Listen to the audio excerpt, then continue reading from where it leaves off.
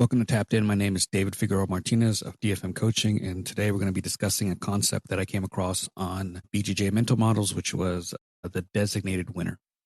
And I've mentioned this on a few other episodes, but to go in depth, it's an agreement between training partners that one person is going to give some kind of resistance, but in the end, the other partner is going to win the challenge or the exchange or the drill. This isn't about necessarily hierarchy. It's just a subtle agreement. Sometimes I do this with new people where I want them to get some kind of confidence in the lesson that we taught that day, or some kind of confidence because they're brand new and maybe they don't know anything yet. So I will feed them scenarios that I want them to start paying attention to.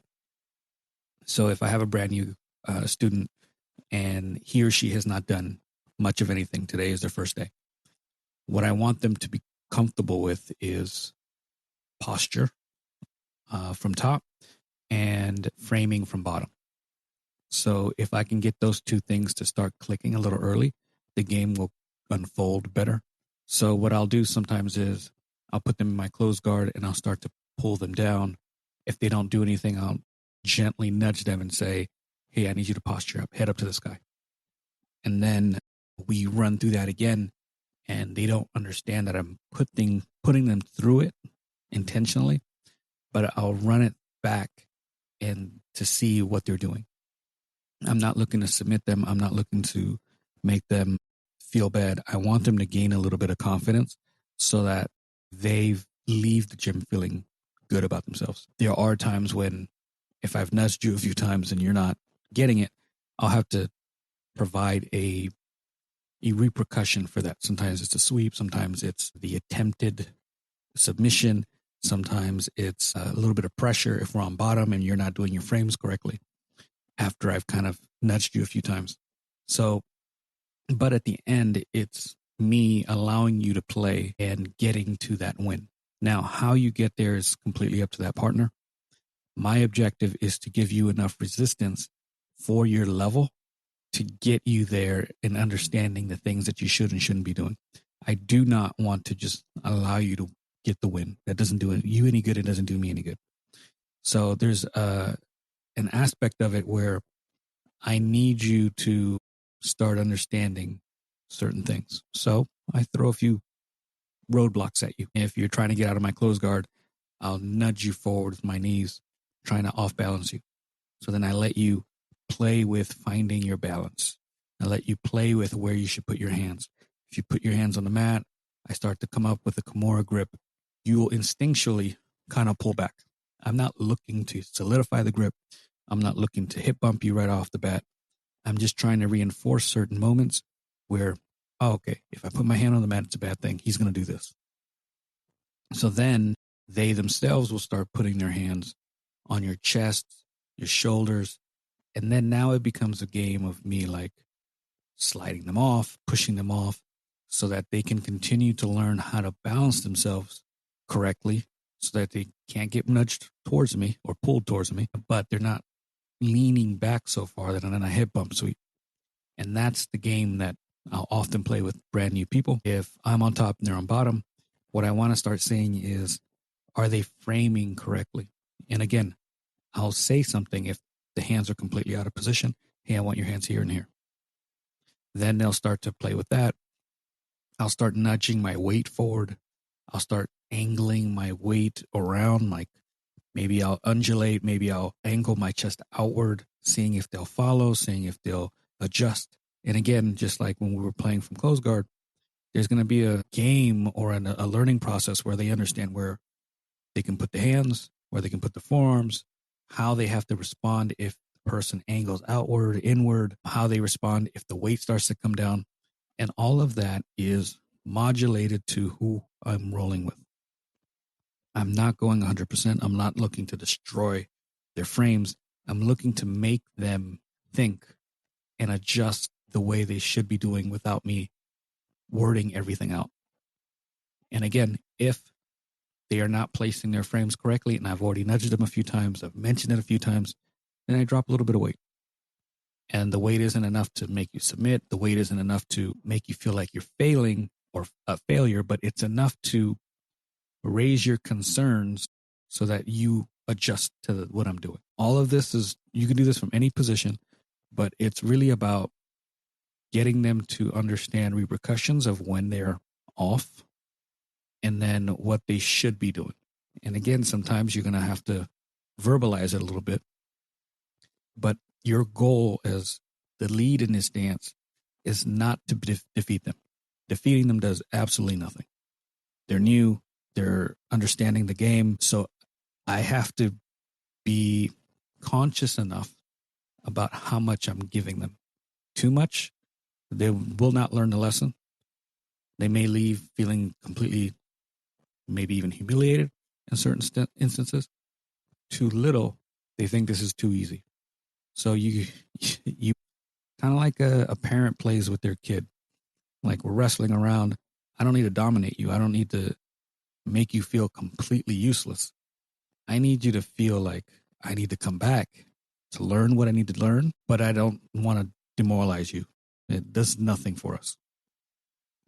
So again, where this goes wrong is when certain training partners during a drill, whether it's specific to the situation or rolling, allow their partner to just steamroll them, and they don't put up any sort of fight. So if I'm rolling with a brand new white belt, or I'm rolling with someone who is trying to learn a new skill, they might be experienced, but they're learning a new skill. If I don't give them the proper feedback and I just allow them to run over me, it's a waste of their training time. It doesn't help them. It doesn't help me either.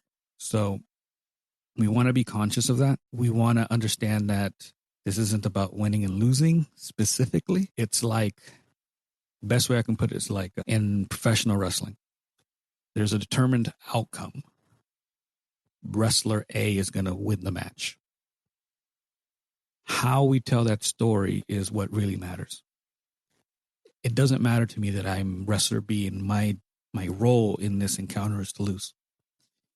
The goal is to tell an interesting story that lets them understand the dynamics of what the exchange is, where they need to maybe fix some things, have some dramatic levels where maybe you're getting the upper hand. But at the end of the match, we already know who's going to win. Wrestler A is going to win. My job as B is to give you enough resistance that this encounter sticks in your brain for how you should be rolling in the future, or how you can be building certain skill sets. So how to use this better? Sometimes it's having clear roles of who is quote unquote attacking, who's defending, who's a designated winner. Maybe you want to verbalize this with the training partner. Like if I get with someone and as a black belt, I'm pretty advanced, but I'm trying to specifically focus on something. Let's say I'm focusing on leg locks. I need my partner to give me enough feedback that I don't get overconfident in the position with minimal skill, but I don't want them to blow past my attacks where I can't even formulate the thoughts that go into what I should be doing. So my training partner, I tell them, hey, I want you to go 30%. And I know that's an arbitrary number. Some people's 30 is someone's 40 and 50 and 60 or whatever. But the goal is I want you to go light. Feel for what I need and then start giving me some feedback and defenses. And then we start playing. And again, my job isn't to rip anything, isn't to latch on and rip it. None of those things. I'm trying to calmly get into the positions that I need to get into and then formulate those attacks. And my partner is kind of matching that energy without giving anything up, but he's not trying to completely defend it 100%. That leads me to have a little bit more live roles in that specific situation. When I win, we reset. And then we start going about it. And there's even moments where maybe my training partner, because maybe he understands the position a bit more, he can even stop and give me some feedback in that moment.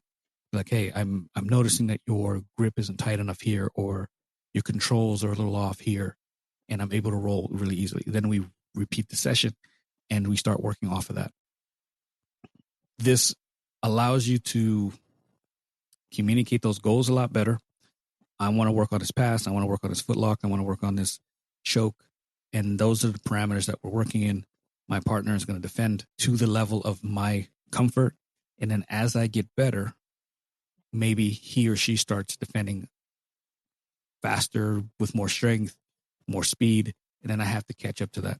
But that gets built up over time. Now, the secret weapon here is it reduces that overwhelmed feeling during like complex techniques. If I need to, let's say we're working stand up, it's not a spot that I'm super comfortable in. And if I'm thinking too much about everything that you can do, I'm not going to start learning the patterns as well. So it allows you to kind of dumb it down a little, and you can play, oh, I want to go single leg. And then you reduce your partner's responses to maybe the most common 2 or 3. And we're focusing on single leg. And then next round, maybe we're focusing on doubles. Or now we're focusing on my partner sprawling really heavy. So we can make these little chunks so we get really adept, simplifying what they can do, what I'm going to do, and getting more comfortable in the position itself. Builds pattern recognition. Over time, you're going to be able to feel what's coming next opposed to guessing. Gives lower belts an area to have really safe reps without injuring as much, without the fear of being dominated. And you can just sharpen that tool and the timing without so much of the chaos. The big lesson for me is understanding the roles for each person, understanding what they're going to be playing, and then moving on from there. It's not a super complicated relationship or drill or concept. It's just really getting people to understand what their role is and what my role is. Taking away the ego. Some people don't like losing. Sometimes losing becomes this headache for them. And it really builds camaraderie because now you're willing to give up your ego for me. And I'm here studying based on how you defend, things you do really well. And it allows us to cooperate with one another moving forward in a way that builds more camaraderie within the gym as a whole. And when I came up, we didn't have these types of concepts. It was head to head, you're going hard. And yes, you drilled. Drilled is a little different, something completely different. Yes, you had situational sparring, but it wasn't this. It was, I'm trying to win. And in certain settings and certain levels of skill development, it's not useful. So this kind of aids in that before you can get to that moment of, okay, I understand what I'm doing, and now we're going for the win. In the situational sparring, both want to win, both trying to win, and we're trying to beat the other. We have to work up to that. And sometimes when I was coming up, we didn't have that, and it was just this constant dog-eat-dog type thing. And so I'm really happy that a lot of these concepts are coming out where they're allowing you to play a task-based game, or they're allowing you to have a designated winner or whatever, because it helps the training along. And in my opinion, you're going to get better so much faster. If you have any questions on this or anything else, please hit me up at DFM.2099 Instagram or Threads. If you want to work with me, workshops, private lessons, seminars, dfmcoaching.com. Thank you so much.